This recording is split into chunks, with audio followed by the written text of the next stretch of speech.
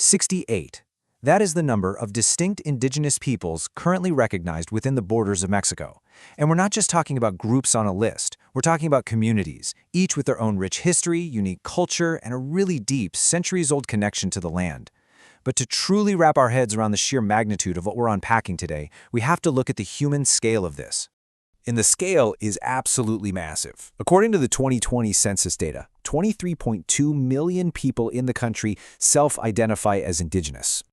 To put that into perspective, that's 19.4%. That is basically 1/5 of the entire Mexican population aged 3 and older. We are talking about a huge portion of the nation. Now, for centuries, these communities, alongside Afro-Mexican communities, have faced severe marginalization. The Mexican state has actually openly acknowledged a profound historical debt owed to these populations. But a monumental shift literally just happened to address exactly that. So, welcome to this explainer. Today we are decoding the 2024 constitutional reform of Article 2 in Mexico. It was published on September 30th and officially entered into force on October 1st, 2024, and this is a landmark transformation in how the state recognizes and interacts with its indigenous and Afro-Mexican citizens.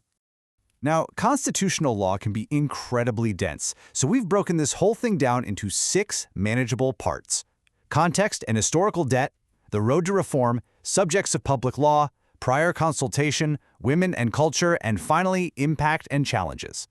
Let's dive right into Section 1, Context and Historical Debt, Understanding the Roots.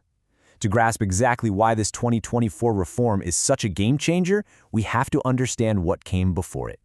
Think of Article 2 of the Mexican Constitution as the ultimate legal bastion for indigenous rights. It's evolved in 3 major leaps over the years.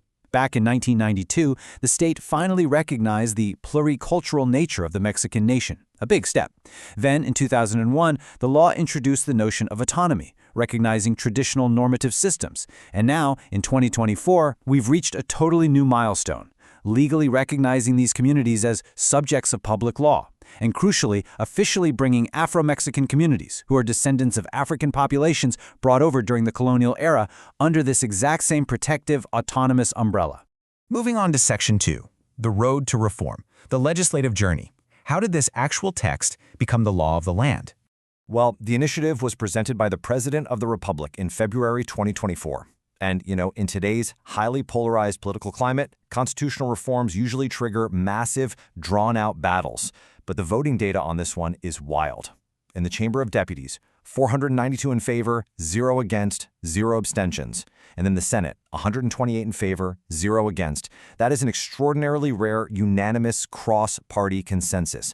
Every single political faction agreed on the historic necessity of this recognition. Okay, Section 3, Subjects of Public Law. The core legal shift. We are now zooming into the absolute crux of the legal text here. The reform officially declares indigenous and Afro-Mexican communities as subjects of public law. So what does that actually mean? Let's translate that legalese for a second. In a practical, everyday sense, it means they are now entities granted their own legal personality and their own patrimony.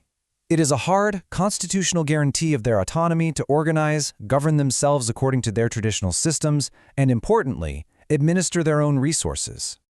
The paradigm shift here is stark. It's huge.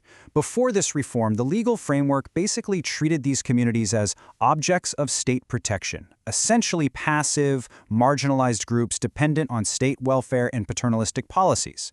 But by elevating them to subjects of public law, they become active entities.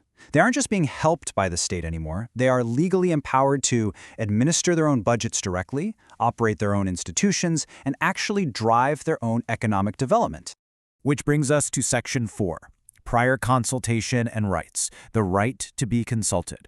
Because if you have autonomy, you absolutely must have a say in what happens to your land. So the reform heavily fortifies the right to consulta previa, or prior consultation. This aligns perfectly with international standards. And here is the practical, step-by-step workflow required now whenever a legislative or administrative measure might significantly impact their life or environment. Step 1. The state or entity proposes the measure. Step 2. They absolutely must consult the community openly and in good faith before acting. Step 3, the ultimate goal is to achieve actual consent or reach a mutual equitable agreement. They cannot just be sidelined or ignored anymore.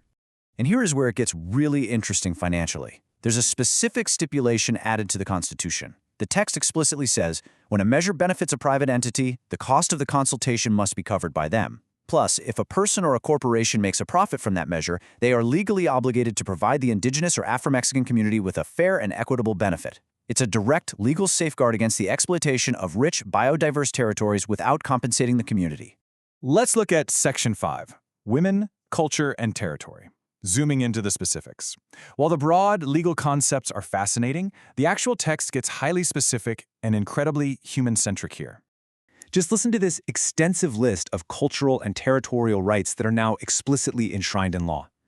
The state is legally mandated to strengthen traditional agriculture, specifically protecting the milpa system and native seeds. It explicitly recognizes traditional medicine and protects sacred places. It also specifically recognizes parteria, traditional midwifery. This is an incredible step, considering traditional midwives assist in tens of thousands of rural births annually, yet historically they lacked real legal protection. The law even guarantees their right to acquire and operate their own telecommunications, radio networks, and broadband internet in their native languages.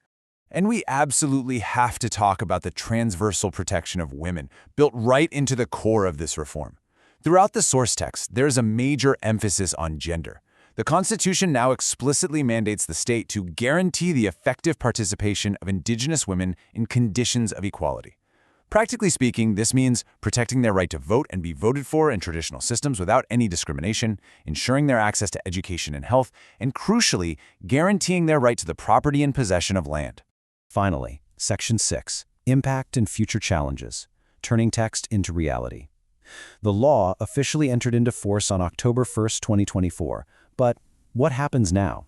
Well, a constitutional change, no matter how profound, is really just the foundation. To actually work on the ground, it requires immediate next steps.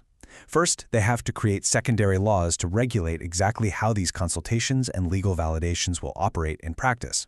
Second, there's going to be a massive institutional restructuring to accommodate these new active legal entities. And third, direct budget allocation. The reform states that funds must be administered directly by the communities.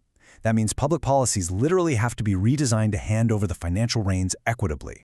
And that leaves us with a critical thought to end on. The words are now permanently inked in the Mexican Constitution, granting unprecedented autonomy and recognition. But as the structural heavy lifting begins, we really have to ask, will the upcoming secondary laws and budget allocations actually be enough to truly settle Mexico's historical debt? It's a question of implementation that is going to define the future of over 23 million people and, honestly, set a powerful precedent for Indigenous rights globally. Thank you for joining me for this explainer, and keep learning.